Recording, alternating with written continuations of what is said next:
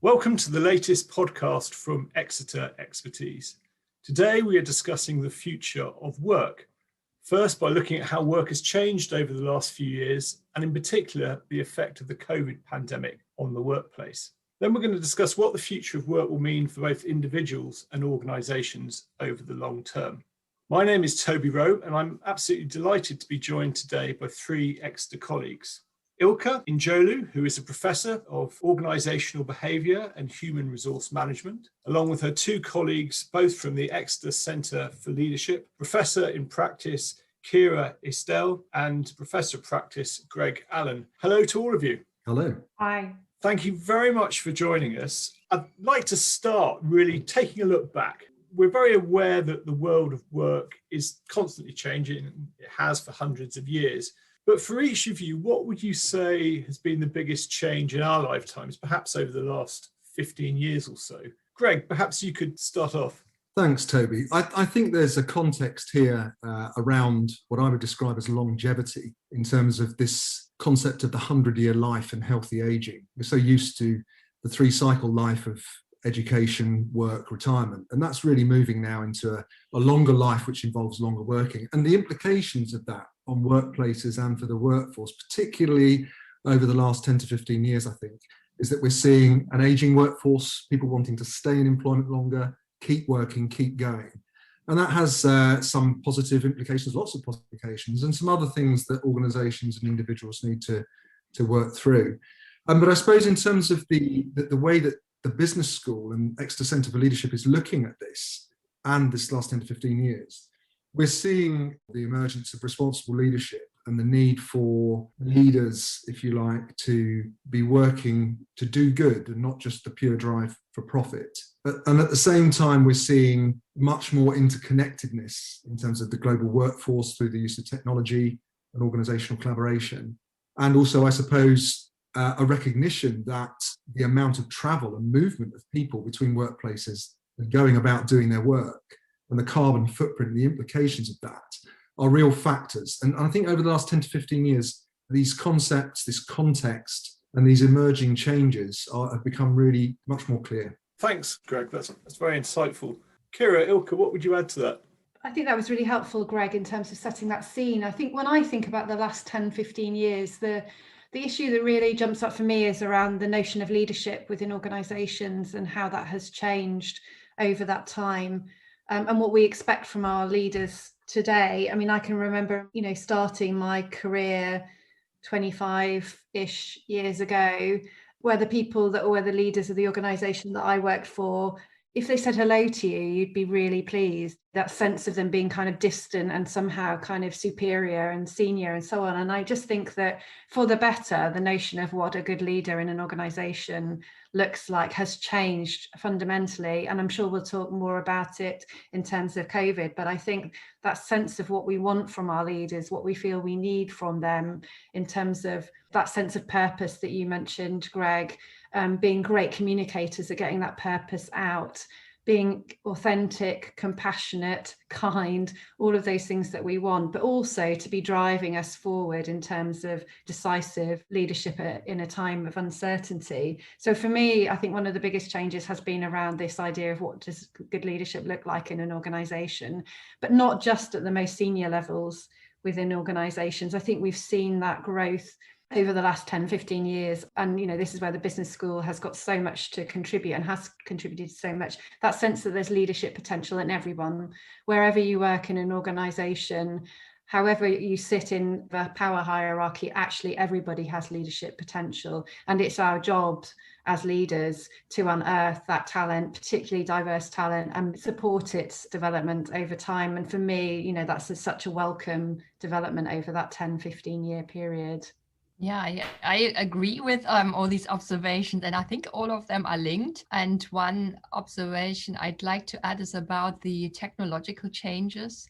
They seem to be pretty obvious, but I would say that the pace of change has been enormous in the last 15 years and is often being discussed as being more intense and disruptive. So not just economically in the way we see, for instance, new startups disrupting markets, but also in the way it has impacted leaders and their employees. And I think it has had an impact on how our leaders manage others, in that you observe a lot more what we call shared leadership. So because of the way that teams work now globally, and also with all the constant communications, but also because they have to be quite agile and quick and are often project based, you see a lot more of this kind of shared leadership element. And that speaks to, Ciara, what you mentioned. It's more less a top down task focused leadership style, but it has to be a lot more adaptive. Thank you, all of you. That's great. I think coming on to COVID, I picked up a couple of points there. One was something you said, Ciara, about, and certainly I recognise this from years ago, leaders being somehow distant, and you'd be amazed if the CEOs acknowledge you walking down the corridor. And that's certainly changed. Personally, I think it has anyway. And what you said there, Ilke, about the sort of speed of change in the technology. So I think related to what we've just, well, in fact, what we're still going through with the COVID pandemic, how have these things manifested themselves in this very strange period of time that we've found ourselves in? And what do you think are some of the further changes that are going to come out of this particularly crazy period we're all living in? I mean, I think there's so much around well-being, and I'm sure Ilke will want to add to this, but I think, my observations during this period of COVID is particularly actually in this latter period of lockdown, that staff teams, they look to work for meaning, they work to leaders for certainty, and in a very uncertain world, they're looking to their employers, to their leaders, to help them work through issues around their own well-being. And I think that has put leaders, even the most connected, effective, emotionally engaged leaders, into quite a challenging space over this last 12 months. It's been a period where the most resilient leader has found it difficult to communicate, keep that contact with their teams, provide the support that people are looking for, be reassuring, provide a bit of certainty. So I think there is something around that leadership that we've seen, as we said, over the last 10 to 15 years, get much closer to the employee at whatever level, but this has brought it even closer and has caused leaders to think about their own leadership style. How do they support people at this time of change, when there are no obvious solutions or answers necessarily? And I think it's a challenging leadership environment that people have found themselves in. One hopes that with an easing of the lockdown, some of that will ease, but I think this kind of whole issue around the leader's role in terms of supporting the wider health and well-being of their employees is not going to go away. I think that's actually a great, possibly positive outcome from COVID. And I find it's really fascinating to see again how technology played into that.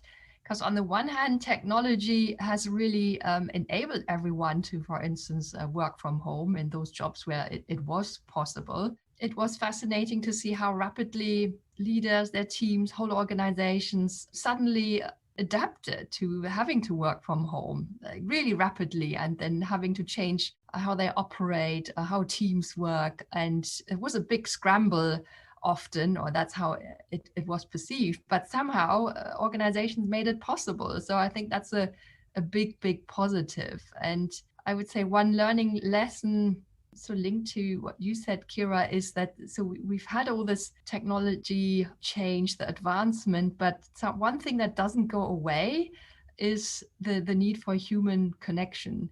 And that's where leaders now reflected on how they manage others and the compassion. So I find it's really interesting to see, on the one hand, technology has helped us through the pandemic by enabling us to connect with others, which has been great. But it has also shown us if we only communicate via technology, there is something missing. That's the human connection, and you will never probably be able to go without that. So it's like a fundamental need that we have. On that point of COVID, between the three of you, would you say it has been a overridingly positive changes are going to come out of this experience, or negative? Where would you stand on that? I think some positive and some negative. One positive change I see is that the flexibility has increased now for employees. Employees want more flexibility, and employers see that it is possible to have more. So that can increase the autonomy and discretion that employees have at work, which is a really positive benefit for well-being.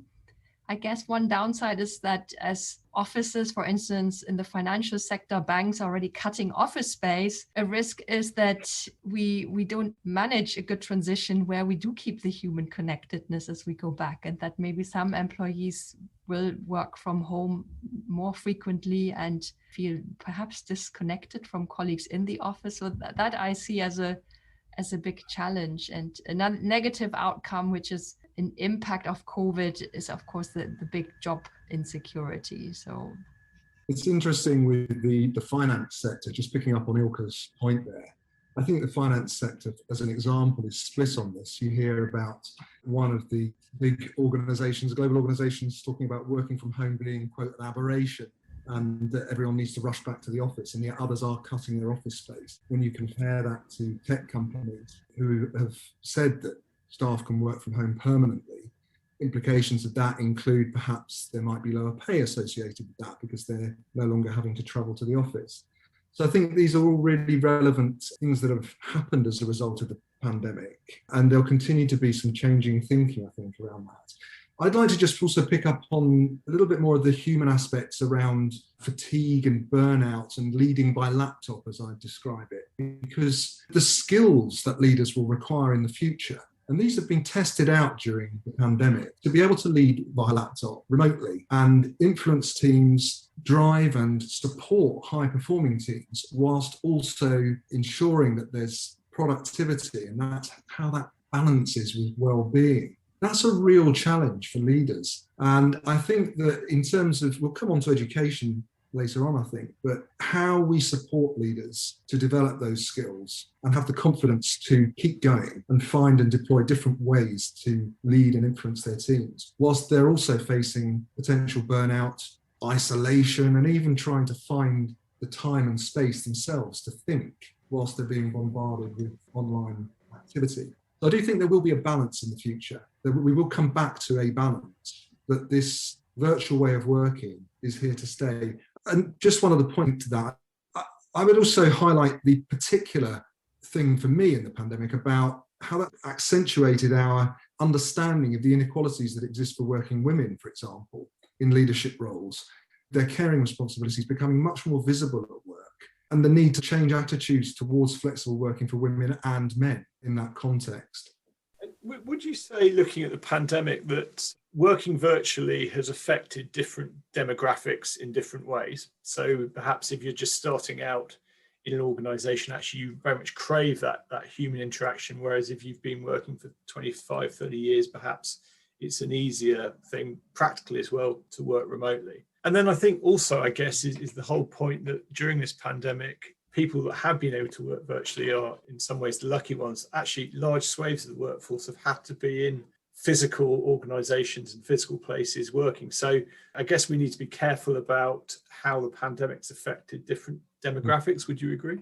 I would definitely agree with that, Toby. I think there's a huge risk around making assumptions based on our own individual experiences. And I think that's something that we've got to be alive to, both in terms of what the virtual experience has been like for different demographic groups, but also remembering, and I think it's a very important point to remember, that there are huge parts of our communities, our society, that have been out there working. And actually, for a lot of them, the virtual world hasn't been the reality. So I think, yes, of course, we hear stories of younger employees, maybe at more junior levels within organisations, stuck in flats in urban areas with very little space and all of the challenges. Then we heard, more senior people in more rural areas with more space, and actually hasn't that been nice? And I just think this is where good quality research comes in, isn't it? We've got to learn more about actually what has happened, what is happening, and what might happen in the future. So I think we've just got to be cautious about jumping to assumptions to that. And you asked earlier about, has it broadly been positive or negative? And maybe the answer is it's too early to know.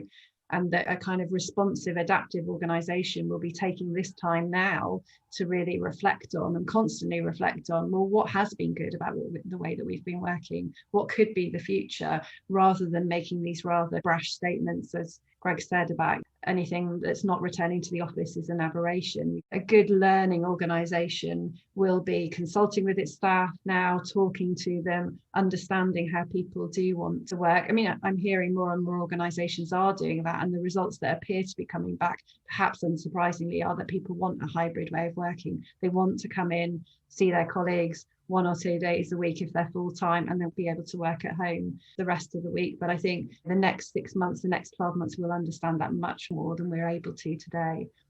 I just wanted to add something from the evidence side. I think that's an excellent point. So the experience will have been very varied for different occupational groups.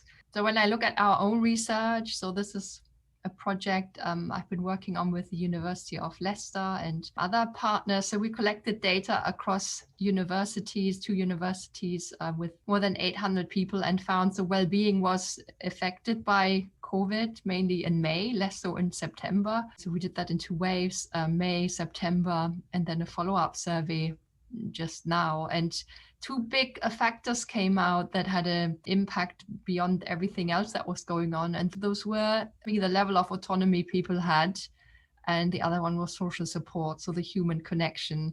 Plus then what started in summer was the worry about job insecurity. So I think we will see a lot of variability, but the social support aspect is one that people seem to have missed, at least in higher education, across different age groups. I think that the point around not every type of worker is able to work remotely is very fair. We've seen, for example, in primary care with GPs, historically, the view that you can't do anything other than face-to-face, or to go online to deliver consultations would be very difficult. And suddenly, during the pandemic, we've been able to see change come rapidly in that area, which is great. But I'm thinking also about employers here, and the market really, I suppose, has opened up for employers in terms of the pool of talent.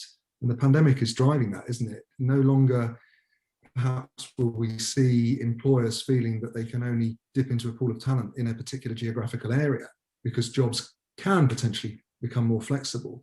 And I think that will in turn drive more investment in technology and digital transformation, where we might see more flexibility for certain organisations and workforce. So that'll be interesting to see, alongside some of the challenges around the environmental costs of people travelling and decisions that employers make in that respect.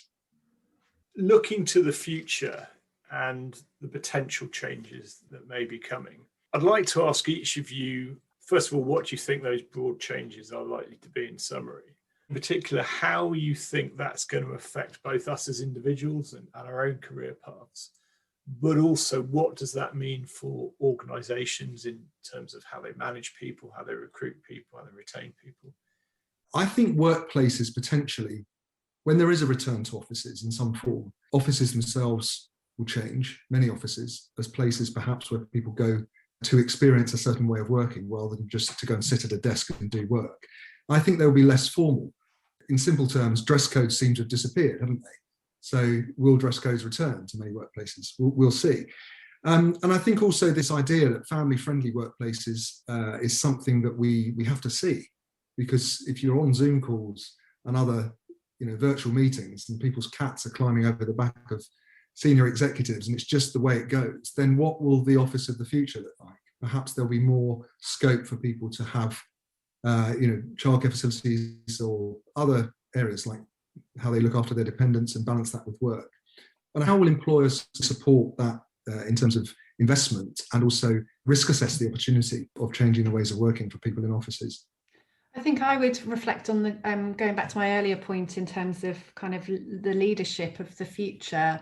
And you mentioned there, Toby, about the environmental impact. And I think this last year hasn't just been about COVID, has it? It's been about the combined impact of COVID, Black Lives Matter, continued concern around climate change, environmental sustainability. And I do think that it reframes, again, I think, another shift in terms of leadership style, approach, focus, that the leader of the future, and indeed the leader for now, has to be able to talk authentically, passionately, genuinely around the combined impact of those aspects, so diversity and inclusion, environmental sustainability, and health and well-being, and talk about it in a way that creates meaning and affinity between the employee, wherever they sit in the organisation, and that chief exec and that organisation. And some people will be better able to do that than others. But I think that is a big driver. And as a business school, how are we going to support our chief execs, our leaders,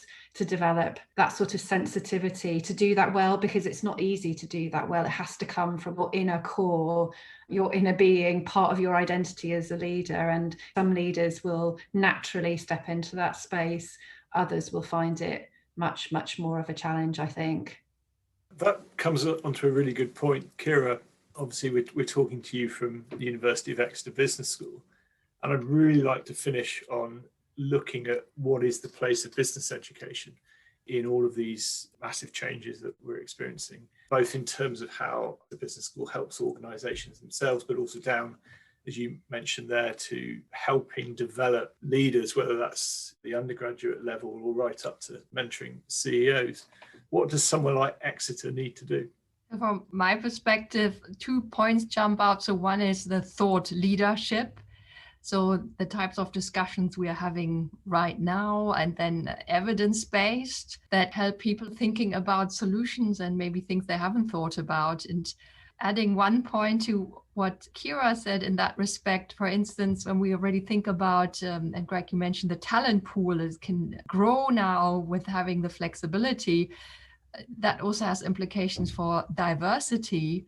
And then as thought leaders, we should think about how that can be supported. So what does that mean for, let's say, selection assessment globally, and how do you increase your applicant pool?